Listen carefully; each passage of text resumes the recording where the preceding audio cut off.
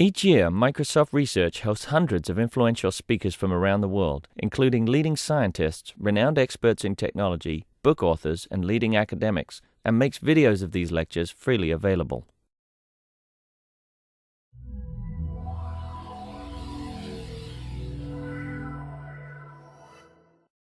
Okay, so it's my great pleasure to introduce Harry and Mike, who are visiting us from Stanford University, together with their advisor, Christos Kazarakis. And today they're going to tell us about a hardware-based solution to high-level semantic security vulnerabilities. So go ahead.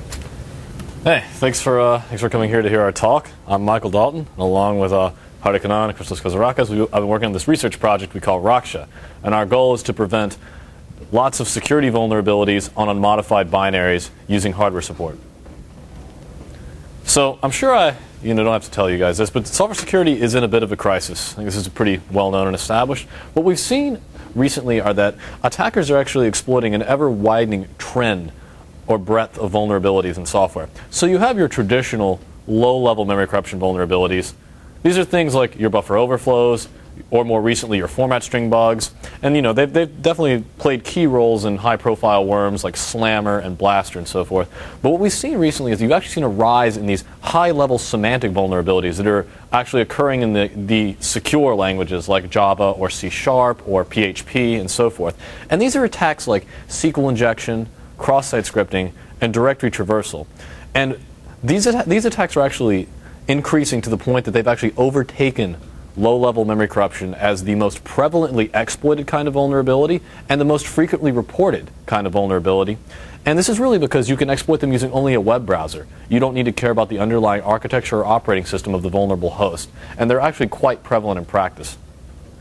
So based on these trends, we're trying to find an approach to security that's robust and flexible in that we can actually handle attacks at different layers of abstraction using a single unifying security technique, practical and end-to-end in that we can actually be applied to unmodified binaries and handle communication between different executable objects. Because lots of these vulnerabilities, such as SQL injection, may involve, say, a web application communicating with a web server, communicating with a database. It's important to be able to actually capture that kind of information flow, even between processes, in order to figure out if an attack is actually underway. And finally, we should be fast, because if we aren't fast, everyone will just turn us off anyway, and we've not really done anyone any good. So the technique I'm here to talk to you about today is called dynamic information flow tracking. And DIFT taints information from untrusted sources. This can be done, say, in the operating system when you receive a network packet. And so conceptually speaking, we add an extra tag bit for every word or byte of memory and registers. And if this bit is set, then that memory or register value is untrusted. It's from a source that we don't trust, such as the internet. And so if it's not set, then it contains normal application data or code. During program execution, we propagate this taint. So every instruction checks, and if it has a source operand that is tainted, the destination operand then also becomes tainted. This allows us to track the flow of untrusted information at runtime. So at any point, we know that if your taint bit is set, you're either untrusted information or you're derived from untrusted information. Now that we know this, we can actually check for suspicious uses of untrusted information. So what we do is, for memory corruption vulnerabilities, we can have rules like no tainted code execution. This stops code injection attacks. Or no tainted pointer dereferences, which stops most buffer overflows, because you can't actually corrupt a code or data pointer to actually perform an attack. Or for higher level vulnerabilities, we can say things like no tainted SQL commands, which means if you look at your SQL query and you parse it and you look at the actual commands in the query, the attacker shouldn't be able to insert commands into that query at all. Any untrusted information should just be flat data. And so the potential for DIFT that's really compelling is that you can actually protect unmodified binaries from low-level and high-level threats. So I'm going to give you a memory corruption example here. So here's some sample vulnerable C code. This is a fairly simple case where you take untrusted information and you index it into an array with no bounds check. So here's the resulting assembly. So 4 instructions, and I'm going to actually show you how the taint propagates here as we execute. So on the right-hand side, or I guess left-hand side, depending on how you're looking at this, you can see right now our tags are all clear. They're all, the tag bits are all clear because all these registers initially are trusted. And we're going to actually go through this program and show you how DIFT actually halts this memory corruption vulnerability. So in the first instruction, we set the address of our tainted input to register R1, which you can see has no real effect on the taint. For the second instruction, we load this tainted information into R2. Now, because this tainted information has its taint bit set, R2 becomes tainted after the load because we propagate taint. In the next instruction, R4 is set to R2 plus R3. This will be the address of our store. Now, because R2 was tainted in the previous instruction, this taint propagates to R4. Now, when we try to store using R4, we actually have a security trap because you're not allowed to dereference a tainted pointer. And this is actually how we would stop a memory corruption vulnerability before any damage can be done. Taking a higher level example, I'm going to show you just a simple vulnerable web form where you enter a username and a password. And your goal, of course, is just to figure out, if the user is authenticated or not. So in this example, some malicious user is going to actually going to perform a SQL injection attack. So here's the actual code passed to the SQL query. We're going to select from a table where name equals username. This will give us a list of all of the entries that match a particular username. So some malicious user, whose name starts with Christos, has inputted their name as Christos, and then they actually end the quotation and then or 1 equals 1. So if you actually paste this into the SQL query and actually see what the SQL database is going to be seeing at runtime, you'll notice that this query is going to match everything, because the or 1 equals 1 is going to be parsed, and that's always going to be true. So now this malicious user has just forced all users to be sent back by this table. So, but if you look at the tags here, you can see the where name equals is going to be, of course, trusted because it's derived from application data. So it's no user input has influenced it. But the part supplied by the user, the Christos or 1 equals 1, is going to have its taint bit set. But the problem is that if you look at that or, that's a SQL command. That's a SQL or command. And you should never have tainted SQL commands, which will cause a security trap. When we actually check before the SQL database parses these queries, and we make sure that there are no tainted SQL commands beforehand. And so in this example, the or is tainted. So clearly DIFT is a promising technique. And so there's been some prior work, and I'm going to give you a brief overview of what's been done. So in software, people implement DIFT using dynamic binary translation, which allows them to actually insert instructions at runtime into running programs that are unmodified binaries with no debugging information. Now, the advantage to this approach is that it works on existing commodity hardware right now. And also, your policies can be very flexible, because since this is all done in software, you can actually insert effectively arbitrary code at arbitrary places in runtime binaries, which is a very useful property. But there are some disadvantages, or we would have just done this in software. The overhead is quite high, so it's at least 3x for compute-intensive programs that are not I/O bound. And this doesn't work with some real-world behavior that's really important. Multi-threading isn't handled in a manner that's high-performance and safe. There's a lot of race condition type issues that get involved, and you can ask me about that offline if you want to hear more. And self-modifying code is also supported somewhat poorly. It also only works typically with a single application, so protecting multiple applications or the operating system hasn't been explored at all. And so far, due to overheads, people only have chosen to protect against a single kind of attack, and a weak protection at that. They've only focused on control pointer-based memory corruption attacks, as opposed to, say, all more strong forms of memory corruption attacks, or addressing some of the higher-level vulnerabilities that we're interested in as well. So, hardware support for DIFT has also been done, and prior work essentially, what you do with the hardware is you add these tag bits, so you actually physically extend the registers and the memory to support your taint bits. And then the actual instructions executed in the CPU, the CPU performs the checks and propagation in parallel with actually performing the usual data operations. So the benefit for this is there's really negligible runtime overhead. The checks and propagation happen in parallel with instruction execution, and since the memory and the registers are already extended with tag bits, there's no overhead with fetching them. And this also works safely with multi-threading and self-modifying code and all of the horrible behavior that you will see in, arbitrary binaries. I'm sure you're all familiar with that. Microsoft you get the short end of that stick occasionally from what I hear. But, so the problem with the approaches that we've seen are that, first of all, they only have one policy. They protect against low-level attacks, buffer overflows. And the issue here is that policy is fixed into silicon.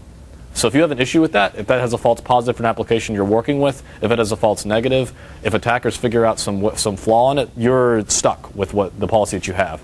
And this is really selling DIFT short, because if you've seen, DIFT can solve a wide range of problems.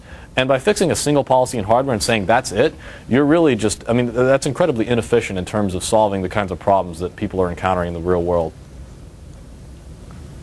So to give you an outline of what this talk's going to be, how we're going to structure this talk, we're going to next discuss our architecture and give you an overview of, what's our approach, what are the salient features that distinguish us from other work, and we're going to describe to you the prototype we've built, where we actually have real-world code running on an FPGA, and we're catching these bugs.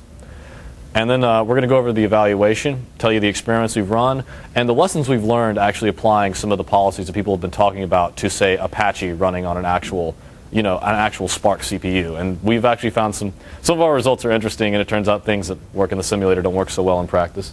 And finally, we're going to conclude. So Raksha's philosophy is that we want the best of both worlds. Software gives us flexibility and the ability to make high-level analysis decisions, like parsing SQL grammars to make sure that the queries don't have injected commands. But hardware gives us fast checks and propagation and the ability to work with arbitrary binary behavior. And we like to really combine this.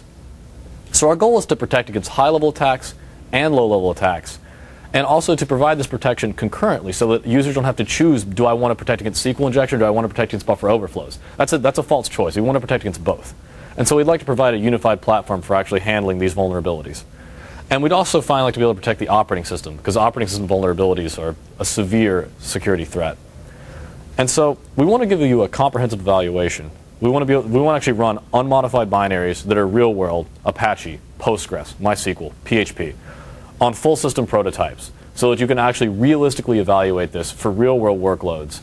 Because oftentimes what happens in the simulators with toy programs doesn't really reflect the kind of behavior you're going to see when you look at actual enterprise installations of web servers and databases and so forth. Now I'm going to go ahead and transition over to Hari. He's going to give you an overview of our actual architecture.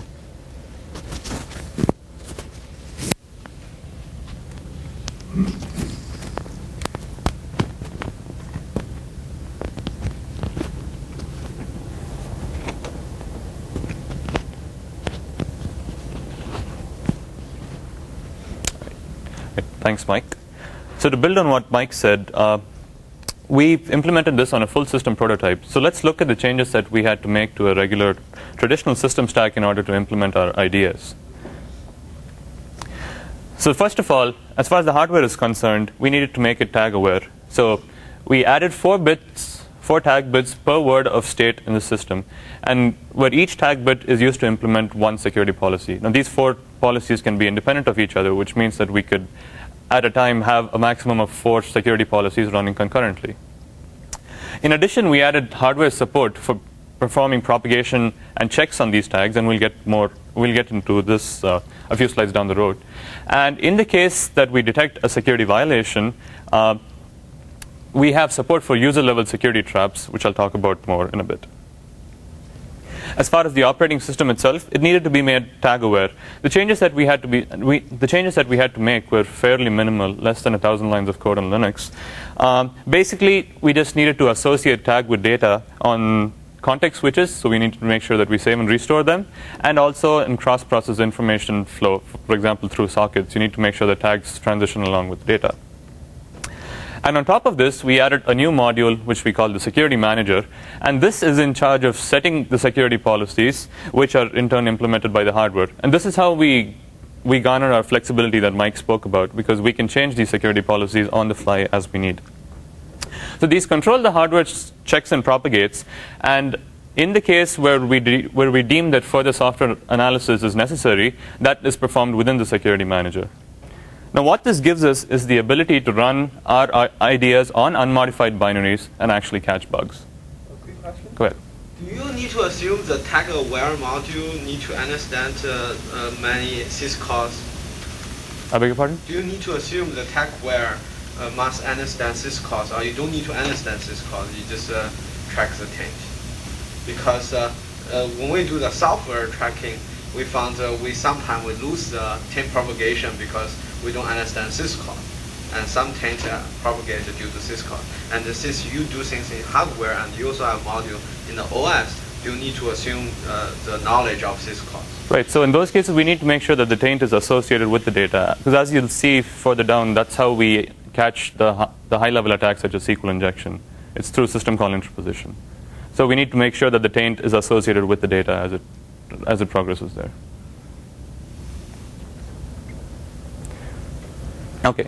So as Mike mentioned, we built on a full system prototype. We took the Leon 3, which is an open source Spark V8 compliant processor, which has 7 stages, and we modified its RTL to support our tag ideas.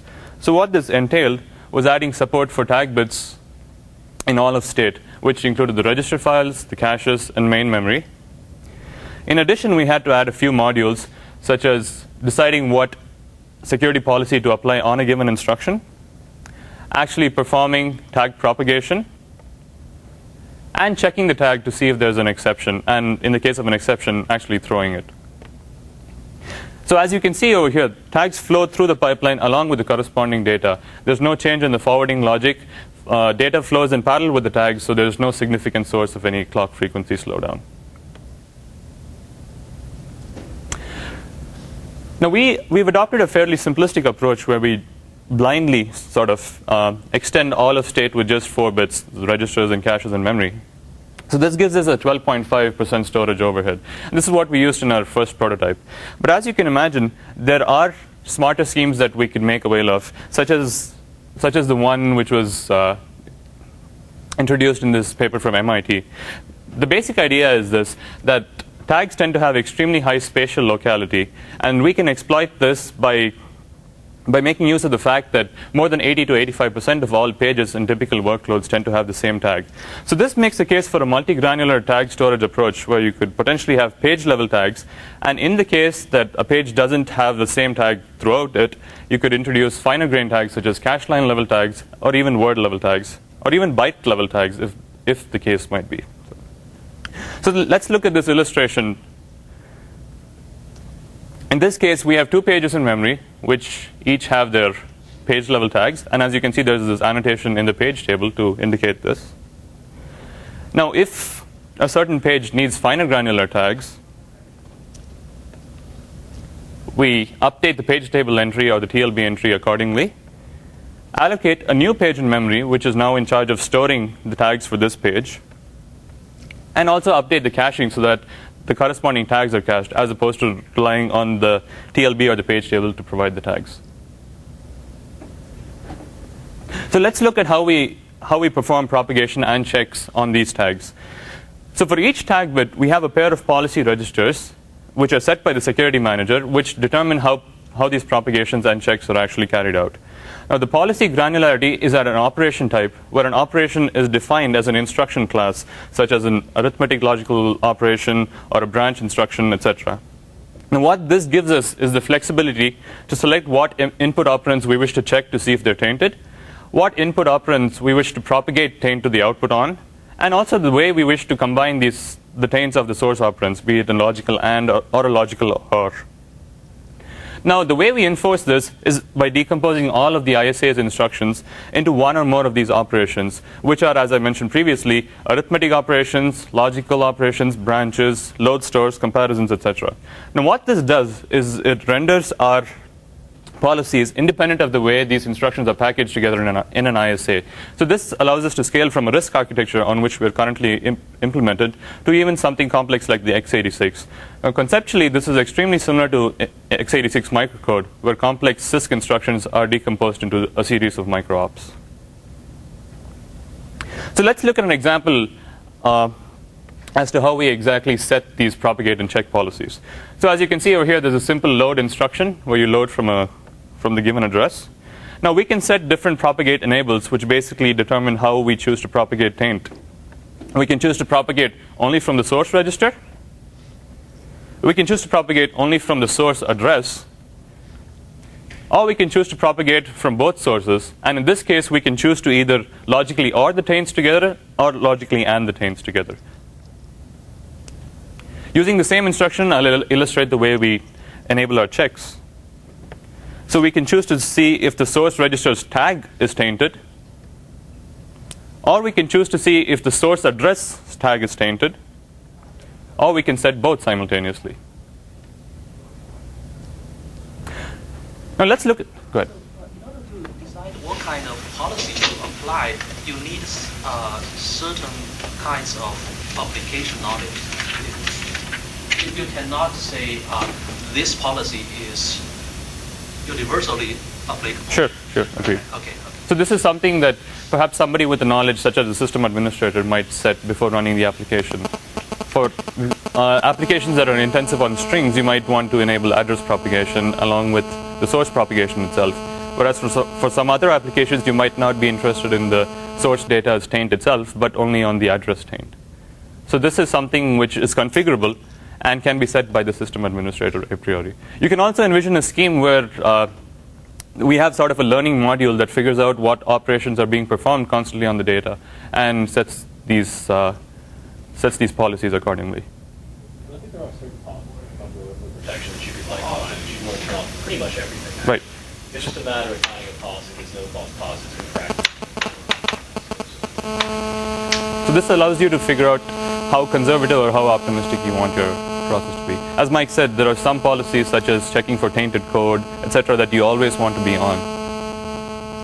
Okay. So in the case that a check triggers or we fail a check, we transition to this security manager module that I spoke to you, that I spoke about previously. Now this is in user space. Why is it in user space? For two reasons basically. First of all, this is to allow us a fast switch to this module. Now if this were in the operating system, the switch would entail a change in address space, which is extremely expensive, as you know, because you have to flush the TLBs and flush the caches, etc. Whereas if this is in the same space as the application, all you need to do is incur the cost of a function call. It's basically just a jump, and the maximum you have to do is flush your pipeline. And in addition, since this is outside the operating system, this allows our technique to scale so that we can protect most of the operating system code itself. Now what this needs is a new operating mode which is orthogonal to a conventional user kernel mode. Now as we all know, user and kernel mode differ in terms of the instructions they have visibility over, the address ranges, and the sort of memory that they can access. So orthogonal to this, we introduce the concept of a trusted mode, where if programs are in the untrusted mode, they have no idea that tags exist. Tags are transparent to them. And if they're in the trusted mode, they have direct access to these tag bits and to tag instructions. And this is how unmodified binaries can run without any knowledge of our tags. So what we do on a security trap, to complete the picture, is a switch to this trusted mode and then jump to a predefined address, which is where our reference monitor or the security manager sits. And this allows us to maintain the user or kernel mode of the application and not incur the overhead of an address space change. Now I know some of you are wondering as to the feasibility of this module, because you could envision malicious user code overwriting the handler. And our answer is pretty simple. We use one of our tag bits to support a sandboxing policy, which ensures that our handler's data and code are accessible only in the trusted mode. And let's look at the following illustration, which should elucidate this more. So this is how memory is laid out. And as you can see in the handler code and data, we've enabled a sandboxing policy. So it's one of those tag bits are set, as opposed to the rest of memory. So code that exists in the trusted mode has access to all of the handler's code and data, access to user code and data, and also access to tags that exist in user space.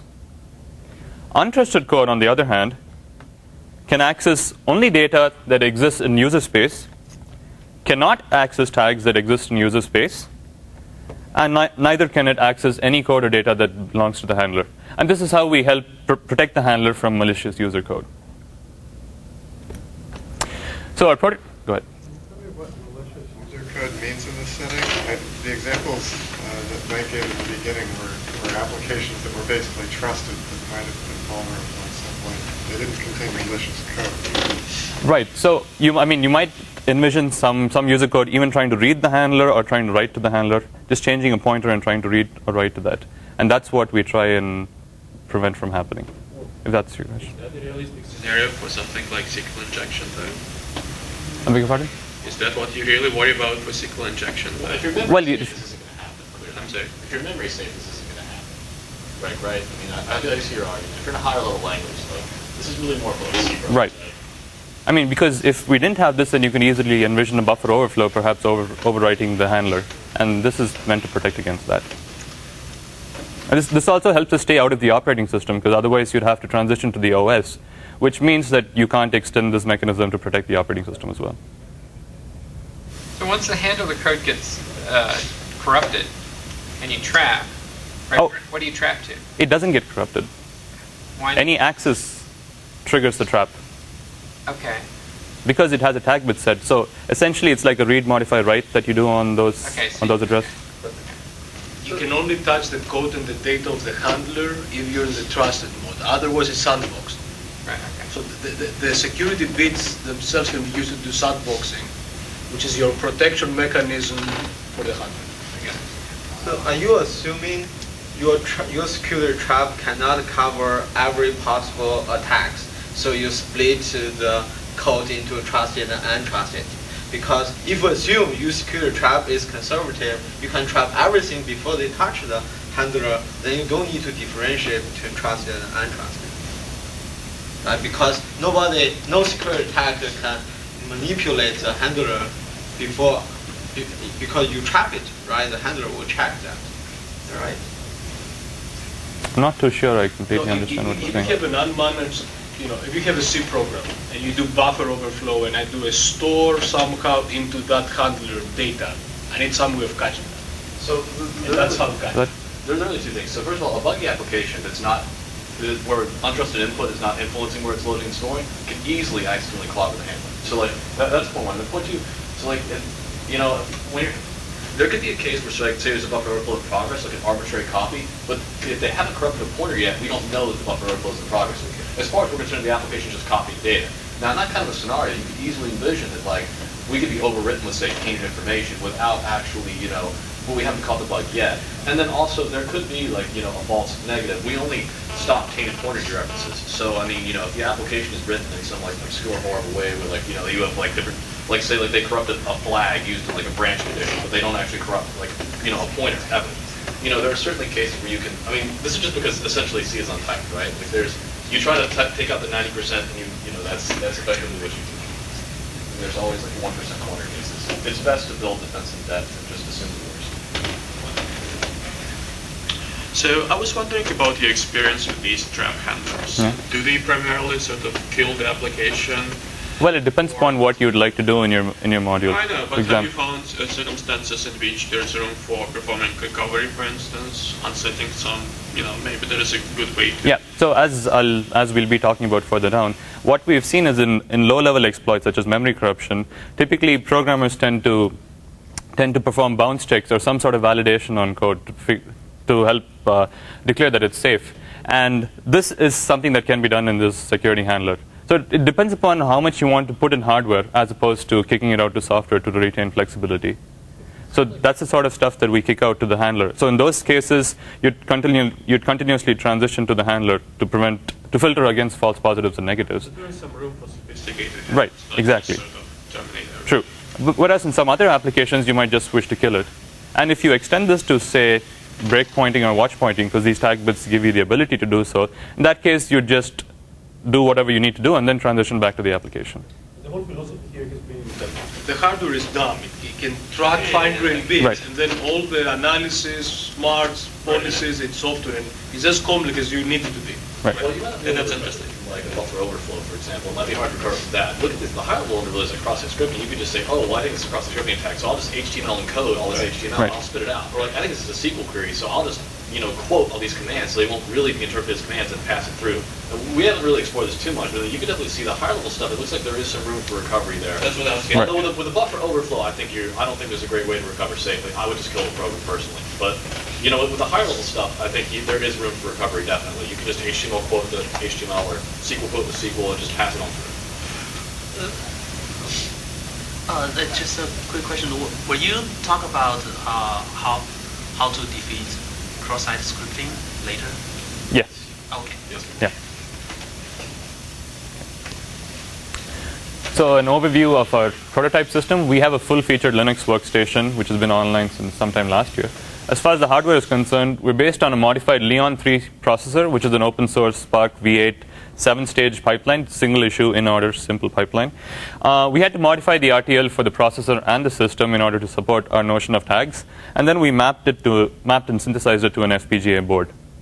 Our software is a Gen 2 based Linux distribution, which is based on the 2.6 kernel, which had to be modified to be made tag aware, as I told you earlier. And it can support the full breadth of whatever Gen 2 can do, which is over 11,000 packages. As far as the hardware security policies themselves, they're set using preloaded shared libraries. So here's a picture of the board on which we're running. It's a Xilinx University Program board, XUP Vertex 2 Pro. There's the FPGA in there. We run our modified Leon 3 at 65 megahertz, which was the original speed of Leon, blazing fast. 512 megs of DRAM, and an Ethernet NIC where we do ATA over Ethernet. As you can see, our overheads were fairly minimal. This is the space overhead of our tag infrastructure. It was about 7% more than the existing one. Storage was 12.5%, and we have no discernible overhead as far as clock frequency is concerned. As far as the way applications perform, checks and propagates of tags are essentially free for us in our scenario because these are done in parallel with the data, so we don't see any slowdown because of this. Our overhead is completely dependent upon the software analysis that we choose to perform, which in turn depends upon the frequency at which we transition to the security manager and the complexity of the security manager. So as far as high-level protection is concerned, we found that our overhead is fairly negligible because we tend to get lost in the noise of your system call. As far as low-level protection itself, well, we found that it's extremely dependent upon the application. For most of the applications in the spec suite, what we found is that they have extremely low overhead, whereas applications such as bzip or gzip, which perform compression on lots of user data, which is tainted, we had a 33% overhead in order to filter false positives and negatives with our user-level traps. Another experiment that we performed was to transition to the operating system to perform the software analysis, and we found its overhead to be ginormous. It was about 280%, which strengthens the case for user-level security traps. You didn't say much about these false positives, so give us next slide. Okay. Don't worry, we'll be all done. And now back to Mike, who will answer that question. Where do you store the tags exactly? The bus is 32-bit wide. Right, so right? all buses were made broader to accommodate these 4 bits. Including one to DRAM? Yes. So what we did was, well, there's a clever trick that we used. The Leon 3 has both a 32-bit and a 64-bit bus to DRAM. So we essentially use the upper 32 bits to store these tags. So in our prototype, we had to halve the amount of memory that's available because we used the top 4 bits. That's how we ensure atomicity. Otherwise, you'd have to do 2 separate loads and stores. It just greatly simplified the design. I mean, we don't actually need 32-bit tags. We only use 4 bits. But I mean, this is just for a prototype, right? Get it off the ground, get it running. But if you were to actually implement this, you'd do something fancier, such as maintain a separate page of memory that maintains the tags for that. This is because tags exhibit significant spatial locality. There's, if you check the MIT paper, I mean, it's like something on the order of like 90% of tags are page granularity in the address spaces that he was looking at least, for the workload he had. A question about the tags. Are you saying like you have 4 bits for each 32 bits in the memory? Yeah. And then in reality, there could be like the 32 bit was from 2 different sources. The lower 16 is 10 is the upper 16. Right. Create false positives. Right. It typically is not a problem for buffer overflows because pointers are 32 bits. But for string tainting stuff where you're looking at byte granularity policies, yes, that can be a problem. And so we have different ways of merging tags. You can specify how you want to merge them, or if you have a store load that's less than 32 bits. But in reality, I think the other thing we're going to do is allow you, sometime in the near future, I think we're going to have support for just allowing you to use the 4 bits to have 1 per byte policy. Because I think that for string tainting to have a lack of false positives and negatives, I think a byte policy tag is probably necessary at some point or another. Now, buffer overflows, I firmly believe 32 bits is fine. So, pointers are 32 bits, and so if you're interested in protecting pointers, there's no reason to go below word granularity. So the other thing that you can do is, if you don't have too many pieces of data that require byte granularity, that you can use a user-level exception. Yeah, and put them in software. Now, if you use it too often, it's going to be an overhead. Yeah. Right. So you essentially choose. You can virtualize per byte tags, or you can try to support a hardware mode where you only have 1 policy, but it's per byte. Because we could also support that very easily. We have 4 bits per 32-bit word. We have 4 policies. We could have 1 policy per byte. But what we do right now is, as Mike said, we just merge the tags together. Right. We could choose either solution to virtualize or support a per byte policy if we wanted to like handle that situation more efficiently. So Mike will lead on. Indeed. Okay. So let's go ahead and just go over our experiments really quickly.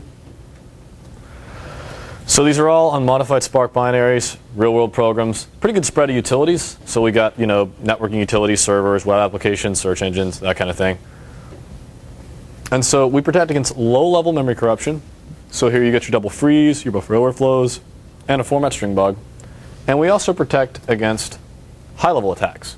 So we've got, directory traversal, command injection, SQL injection, and cross-site scripting. And so we're actually the first DIFT architecture to try to catch these attacks without, recompiling applications, requiring source code, requiring debugging information. All we've got are strip binaries. So it's important to note here, the protection that we're using is actually independent of the programming language. As far as we're concerned, we're the CPU. We see this stream of instructions, and we just apply information flow tracking to that at runtime. We don't know if the program was written in PHP, C, Java, C++, what have you. So we're actually applying the same programs to, say, gzip and wabbit when we detect directory traversal bugs, even though they're written in completely different source languages. So, yeah, what's up? Sure. Can you detect integer overflows where integers may be used as array index? As long as untrusted information is involved in the computation causing the integer overflow, then yes. But I think I is it a data dependence? See a few real applications which use tainted data as index. Right, and we're going to talk about how you have to try to filter that. That's a good point. So lots of real-world applications do this. And Ben? So speaking of high-level stuff, so what I tend to think about is, for instance, string concatenation, right? Right. So if one of the parameters is tainted, then so should the result. How does that play out at the level of hardware? Can you just illustrate that? Sure. So if you're going to concatenate strings, what ends up happening is you typically, so are we assuming that you're copying and concatenating, or like you're allocating a new segment of memory and then copying the two results? I'm in PHP. Oh, God only knows what they do inside of the internals of PHP. But so I think that what ends up happening is you see a lot of byte copies and word copies where you like form the new concatenated string, and all of those copies like propagate taint. So the one issue here with fidelity is that because we have per word tags, we tend to just like or and the tags together if you have like per byte copies. But one of the things we have seen some limited scenarios where you really do need byte fidelity, and so we're going to either virtualize there or support a per byte policy. And so in either scenario, what you would have is that if you concatenate strings together, you end up just copying the bytes of your second argument like past the end of your first, or you allocate a new segment and copy like both strings into that segment. And in either case, you would just be copying tags effectively because they'd flow along with the data. But what if there's no copying involved? What if this is just a list of segments? You just directly overwrite? Well, no, you just sort of create pointers in that list, and there's now sort of physical copying of data. Right, I see what you're saying. So, and I mean, string buffers. Right. So where we check here is we actually check the data Apache is sending out to the client, and we look to see if the HTML there has tainted HTML scripts that are not allowed. And so that's what we do. So, however you choose to store it, you could have triply indirect tables of like, data structures that are called by forests of function pointer callbacks or what have you. Like at the end of the day, you have to make this write system call that's to flow over the socket of the client, and that's where we check. We check at the end. We don't care how you generate your data or what data structures you use. We just care, is the HTML Apache is sending out, is it tainted or untainted? And I'll discuss that policy a little more in the next slide, actually. One quick question. So for the tainted SQL case, sure. So is it that you're actually filtering the commands, or how do you, so your definition, I guess, of a tainted SQL command is if the user input has something like or? Well, it's if the SQL database would interpret it as a command. So you have to know the grammar the SQL database is using. You have to, you kind of see what I'm saying? Like you can't just say like you can't use or, because clearly users can have or in their name, or like people couldn't very well log in. So it has to be something that we know would be interpreted as a command if you look at the structure of the query. So just to clarify a little bit on this, so the idea here that the hardware, the base system doesn't need to know everything about every potential attack. But you could imagine basically that, let's say, for a specific database product, like Microsoft One, Microsoft has a module which says, here's how to parse SQL queries, here's what course it is an issue for us, and we provide you with information about what is tainted in there. But you could imagine, different system vendors providing different parsing utilities, modules, whatever in this infrastructure. Actually, I have a question related to this. I understand the low-level attack saying if I see a tainted thing is being passed as a control flow jump, right? Then that will trigger this security trap. But what I don't understand is for a SQL Server, how does SQL Server tell this hardware saying, oh, when you see that condition, call me? It's the other way around, actually. No, yeah. So what we do is we just say, okay, like we actually hook the system call where the database is reading over the local socket, and we interpose and say, before this data gets passed to the database server, I want to make sure that the query that's about to be passed to it is safe. The database server has no idea we're doing this. We know its grammar, and we know where its input sources are. Like we know it's reading over a local socket or reading reading its queries from a file or what have you, and we know, or reading maybe from a named FIFO on the file system. We know where it's getting its input from, and we're validating it before it gets to the server. The server has no idea we're there. And call some module that is provided by someone. So that means two things. First is any data input, you will trigger the handler to check if there's bad things in it. That's correct. The second Every system call. Yeah. But basically, the SQL Server receive a query. Then you don't know you see a query. Then you ask the SQL Server, oh, does this query contain any tainted data? Right? Any query. So it's a system calls. Yeah. Because that makes I a huge know. I understand, but this is for everyone. The second, I almost forgot my second comment. But he's going to get into that in a second. Yeah, I'm about to okay. Yeah. All right, one more. So if you have a script that's being executed, do you assume the script itself is trusted, or is that? We assume the script isn't derived from user input to the web server. So what if it's from the file system? Is the file system trusted? We are going to look at trying to, so right now the user can choose what to trust. We're going to add support for tracking taint across files, so you can say, okay, you took some user input and now you're writing it to a file, so I'm going to make sure that we note that like byte range like 256 to like 312 is tainted. But like right now we don't do that, but we're going to add support for it. Right now you just choose. Do you trust this file or not? Like you can just set your policy accordingly. So if I did if I had an attack where I executed a legitimate script that was on the file system, but something that I'm not allowed. But the name of the script would come from you. You'd be calling execve with a program name being tainted, and that's not allowed. Okay, so let's, all right, here we go. Back to this actual slides. Okay, so we have 4 policies, and I just want to give you guys a brief overview of the policies we're actually rolling out here. So, memory corruption. 1,000-level view of this, or 1,000-foot view of this, right? So like we propagate on all the normal operations, arithmetic, load store, logical. We check for 2 things. You can't have a tainted program counter, and you can't have a tainted pointer. And you also can't have tainted code, but I guess 3 things. So we actually untaint when a bounce check is performed, and this is where things get sticky. So the question is like, what's a bounce check? And we're going to talk about later how that turns out to be a very ambiguous question. And so when we have something we think might be a bounce check, we kick it out to software by using a security trap, and software analyzes it to see, hey, does this look like a bounce check? If so, I'll do the untainting. If not, then whatever. We just let the instruction execute as is. Okay? So if you make a control decision, the branch based on tainted data? We allow that. Control dependencies are okay. They occur way too frequently. Tainted at that point or not? No. It's only tainted by an indirect jump. Okay. So long story short, too many branches legitimately happen on tainted data for us to consider control dependencies, and you can't actually fully analyze control dependencies without analyzing both paths of a branch, and you can't do that in hardware. Read the rifle paper if you have questions. This is explicit information flow, not implicit. Right. If you want to learn about this, there's a paper. It's called Rifle. It's at Micro 2006, and they talk all about like the kinds of like nasty corner cases you get if you want to do control dependencies. We don't do them because you don't need them to stop active attacks, basically. So second policy is we're trying to protect integrity, not privacy, and so information leaks are not our concern, and integrity can be protected solely by considering data dependencies in 99% of the cases. So string tainting, very similar, propagate everywhere, no checks. System call interposition, we just make sure that if you're making certain system calls, we can interpose on them, that's it. And then finally, our last bit is the sandboxing policy that Hari talked about. We just make sure you cannot read, write, or execute anything with the sandboxing bit set. That's it. And so A quick question about that Sure. question.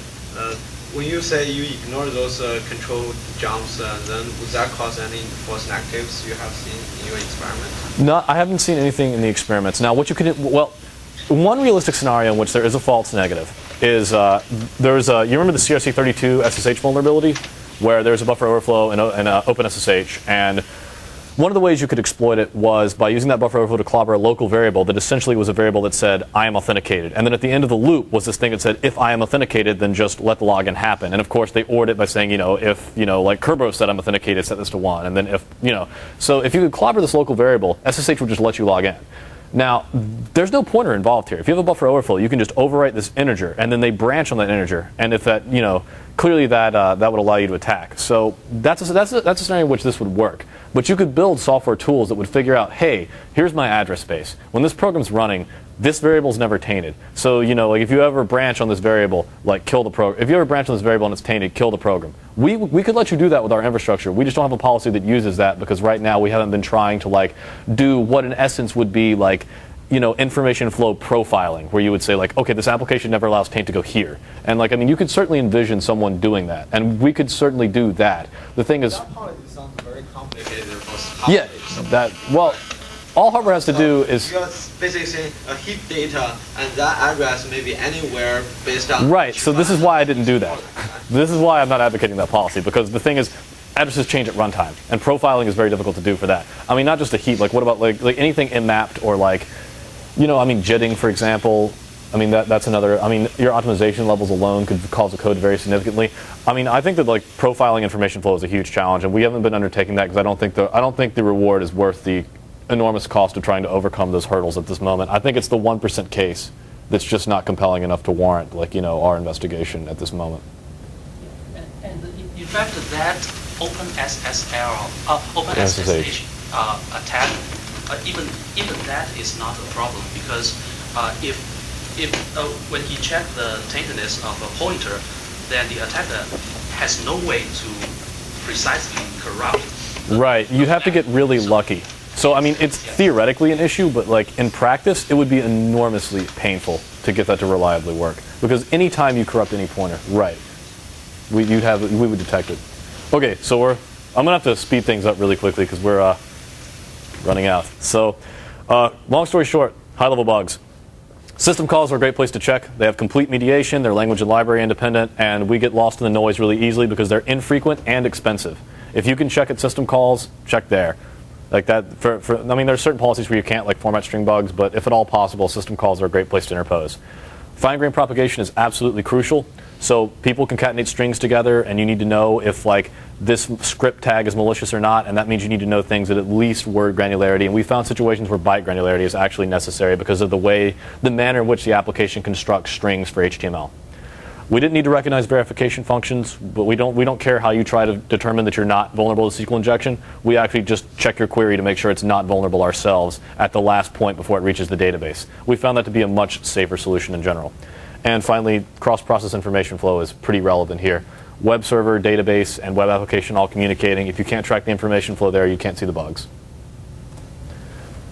And long story short, memory corruption detection, we've now changed. So prior work had shown that trying to recognize bounce checks might be a fruitful avenue, and we found a lot of false positive issues there because there's actually a great variety of instructions used to do a bounce check, ands of power 2 minus 1, so forth and so on.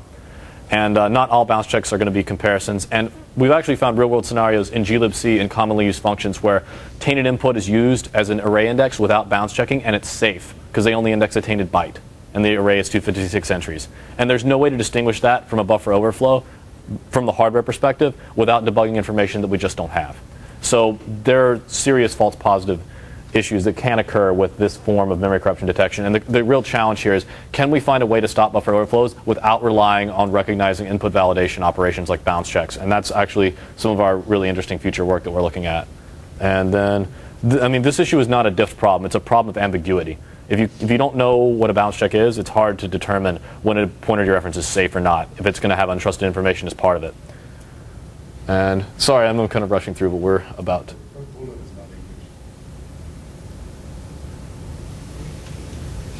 Yes, that's true. So, oh well. Well, I'm sure you understood what we meant, though. So, in conclusion, we're a flexible DIFT architecture for software security. We catch high-level attacks, we catch low-level attacks, and we can do it concurrently. And for future work, we're actually going to also try to extend this protection to the operating system itself.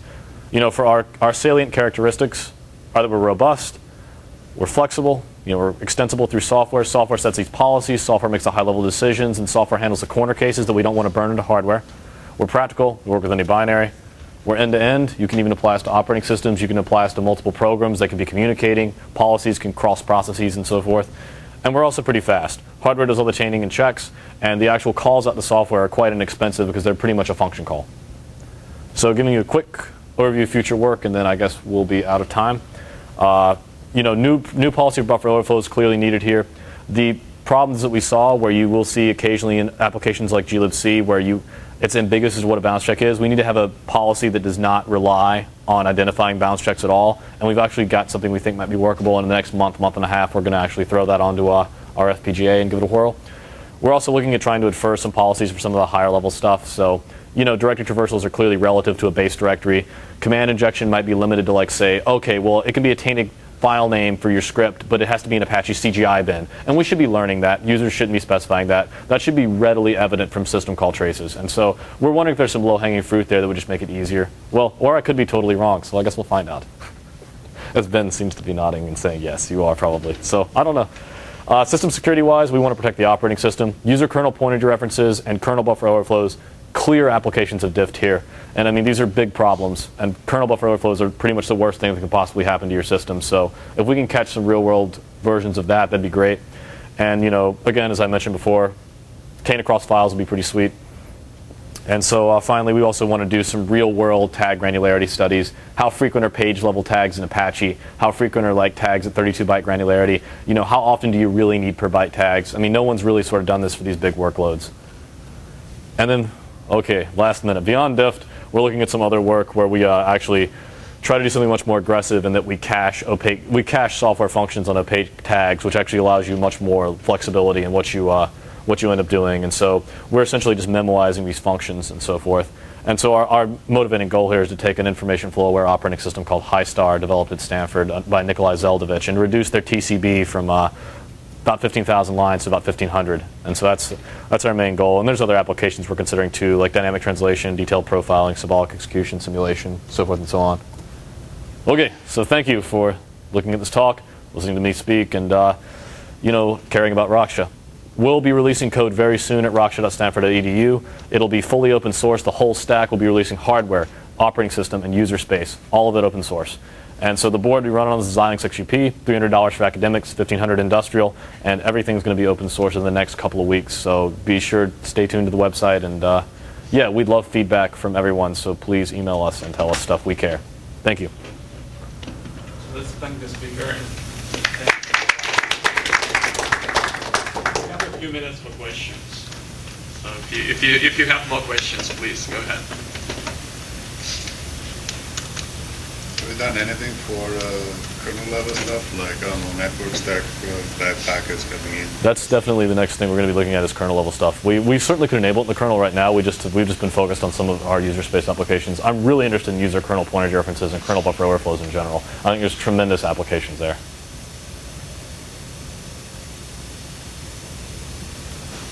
So it wasn't completely clear what the status was in terms of sort of the day-to-day. Presumably you could have a web server running with this running on it, and all kinds of you know, applications using the tainting and et cetera. So is that the case? I mean, is it debugged and all the false positives taken care of so that it runs normally 24/7? Yeah, so we did find false positives in the buffer overflow stuff, again, with respect to recognizing bounce checks for data pointer dereferences. If you want to leave on code pointers and code injection, I've never seen a problem with that. Okay. So, I mean, I'm actually finishing up our Gen 2 build right now. When I am finished, I'm going to leave code pointers and code injection protection on for every program and just see what happens. I'm pretty confident that'll be fine because, you know, the Minos paper and some of the other diff works have done that in, like, Linux, and they've actually left that on for every program in Debian, and so I'm pretty certain that'll work out. The new buffer overflow guy that we're hoping to work on in the next month, once I get that working with Hari, we're going to we're going to actually turn that on for every program and just see what happens. Just like, run VI, run Apache, like leave it on for everything we do and just see. I mean, that's the only real way to be certain that these policies are real world, right? So we're certainly going to be investigating that angle further. And, of course, when this is all open, everyone is free to run whatever the hell they feel like and see what breaks. And that feedback is awesome, right? So we hope that people actually do try that. I mean, maybe we'll find out that CVS does something wacky we never thought of or something like that. So it looks like the policies you have considered so far have this binary notion of trust, right? Either something is trusted yes. or it's untrusted. But what if I wanted to specify some policies with partial trustedness? Like I have a plugin in Apache that's allowed to say read or write to certain memory locations, but not execute commands, for example. Oh, you can do that now because you can just say you determine when checks apply. So at the boundary at which you determine that something is partially trusted, you would just have two policies, and you would set 1 bit for trusted and 1 bit for partially trusted, and you would have different check and propagate policies for each one. So we have 4 tag bits, and you can choose to have one policy be totally trusted, one policy be somewhat trusted, one policy be mostly trusted, and one policy be totally trusted. No, but there are cross-product interactions there, right? I mean, maybe a partially trusted module can write to another partially trusted module, but not to a fully trusted. Yeah, we do have the 4 bits be independent, so you would have to we'd have to add some support there for having multi-bit policies and so forth and so on. So right now we do have 4 independent check and propagate policies for the 4 bits. So if you wanted to handle some kind of per bit interactions, bit 3 dominates bit 2 for its security policy, but does not dominate bit 1, you'd have to add. I mean, this is all very doable if you wanted to extend the hardware interface some. We haven't really explored that too much because we found it's just safer to say, I don't trust you, and I'm just going to validate you everywhere, because that's a lot safer than saying, I partially trust you, so I'll just validate you in most places, but not these other places. And so, from our perspective, I'd rather just do the checks everywhere just to be safe. And, I mean, if you want to do something different, you could certainly extend the hardware to do so without fundamentally changing our architecture in any way, shape, or form. So, my understanding is, in order to detect cross-site scripting, you actually need to build a kind of HTML parser right. on the server side. Right? We haven't actually done intelligent HTML parsing yet because you are correct. To really catch XSS, you really should be doing real parsing, much more intelligently. The real parser is not complete because it depends on the JavaScript Firefox or versus IE versus whatever. It depends on the client browser, right? Yeah, because JavaScript is highly dynamic. Before you actually execute the script, you don't know the real meaning of this piece of code. Well, in general, so I think the big rule we're looking for with our XSS protections, we're just going to say this is the allowed HTML period. And if you want to I don't think we're trying to actually provide rules about the contained JavaScript code inside of the HTML. I mean, I guess if someone wanted to try that, they could, but it would be really difficult because, like you said, it's such a dynamic language. I wouldn't want to statically analyze JavaScript. But in general, these are semantic attacks, and neither the hardware nor the operating system know what the application is really doing with this stuff. Somebody with knowledge of the application developer has to kick in, even if you don't have JavaScript, even you know how dynamically generated content.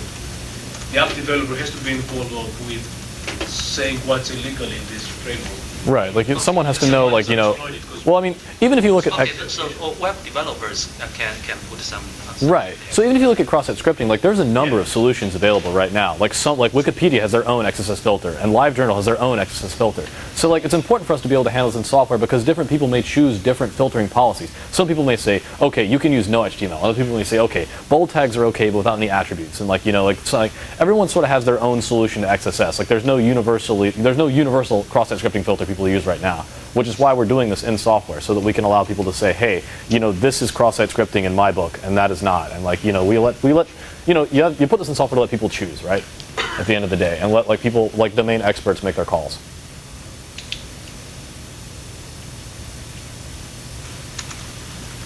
Okay, thank you.